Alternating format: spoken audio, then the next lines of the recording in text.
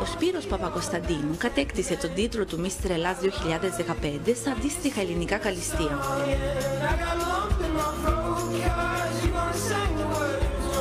Γεροδεμένο κορμί, κοιλιακή, ύψος πάνω από 1,90 είναι μερικά από τα προσόντα του αυτά. Αποδόκιμος αξιωματικός βρέθηκε στις πασαρέλες του Μιλάνου. Θεωρείς ότι είσαι λίγο νάρκισσος? Πιστεύω όλοι οι άντρες πρέπει να είναι νάρκισσοι όταν ασχολούνται με την εμφάνισή τους, διότι αυτό πουλάνε, από εκεί ξεκινάνε όλα, έτσι. Απλά θέλει να έχεις το κοντρόλ και να μην ξεφεύγεις. Προσέχω τον εαυτό μου. Βάζω, εντάξει, μια κρέμα είναι υδατική, τίποτα παραπάνω. Και μου αρέσει η σάουνα και το χαμάν μετά την άσκηση. Πόσο καιρό έχεις να φας ένα παγωτό? Τώρα επειδή έχω ξεκινήσει την προετοιμασία μου για τον παγκόσμιο διαγωνισμό, είμαι σε αυστηρή διατροφή. Έχω να φάω παγωτό περίπου 3 εβδομάδες.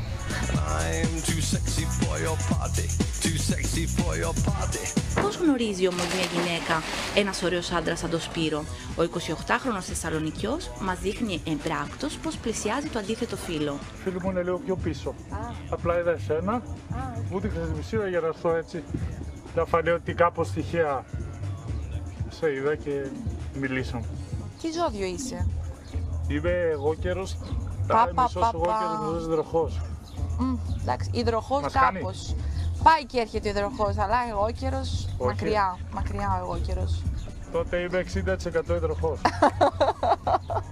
Έχεις χιούμορ γενικά. Ναι, έχω χιούμορ. Και ειδικά με τόσο ωραίες παρουσίες, το χιούμορ μου γίνεται μεγαλύτερο. Καλά, κοίταξε, εγώ θα σου αφήσω τον αριθμό του κινητού μου και εσύ αν έχεις όρεξη θα χαρώ πάρα πολύ να με πάρεις. Δεν μπορούσα να μην ρωτήσω τη γνώμη του για τις δηλώσεις του Απόστολου Γλέτσο και φυσικά για τις 4.000 γυναίκες που αγάπησε ο Γιάννης Παλιάρας. Πιστεύω ότι από πολύ μικρός έχει ξεκινήσει την ερωτική του ζωή ο άνθρωπος, από πάρα πολύ μικρή ηλικία, για να κατορθώσει αυτά σε ένα τέτοιο τεράστιο νούμερο, που πολύ λίγοι πιστεύω πάνω στον πλανήτη μπορούν να φτάσουν. Και εντάξει, τώρα μεταξύ μας εξαρτάται και πόσο ωραίες γυναίκες ήταν, έτσι, γιατί για να έχεις πάει με 4.000 πολύ ωραίες γυναίκες πρέπει να είσαι απίστευτος. Ο Απόστολος το είπε για χιούμορ, οπότε γέλασα. Ποτέ δεν ξέρεις για κανέναν σίγουρα, εντάξει, αυτό όλοι ξέρουμε μόνο για τον εαυτό μας. Αλλά ένας άντρας όπως ο Απόστολος που είχε τόσο σουξές στις γυναίκες και έχει ακόμη, θεωρώ ότι το είπε μάλλον για χιούμορ αυτό. Στην ερώτηση αν έχει τύχει ποτέ να τον φλερτάρει η κοπέλα ενός φίλου του, δεν την κοίταξα καθόλου για να καταλάβει ότι με τον τρόπο μου δεν θέλω να συνεχιστεί αυτό. Και από εκεί και πέρα, επειδή είχε συνεχιστεί αυτό, είπα το φίλο μου ότι η κοπέλα του μου κάνει λίγο τα ματάκια.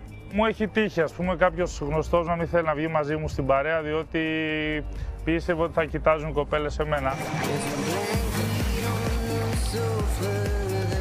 Θεωρώ όμως ότι η εποχή έχει αλλάξει από αυτά που βλέπω και μας συμφέρει, έτσι, όταν έχουν γίνει λίγο πιο επιθετικές οι γυναίκες, μας συμφέρει διότι δεν κουραζόμαστε τόσο πολύ να έχουμε τα τυχερά μας. Έχει τύχει να χωρίσει κάποια γυναίκα για σένα? Ναι, έχει τύχει. Και δεν μου αρέσει αυτό όμως. Είχα πει στη γυναίκα ότι δεν θέλω να είμαι εγώ ο λόγος που χωρίζεις.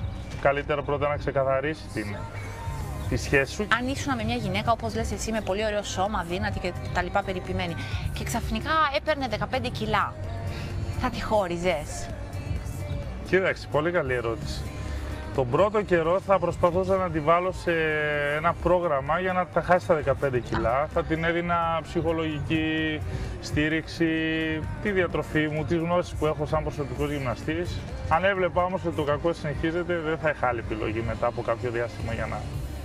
Θεωρώ ότι πρέπει να είναι η γυναίκα σεξι και να είναι γυμνασμένη.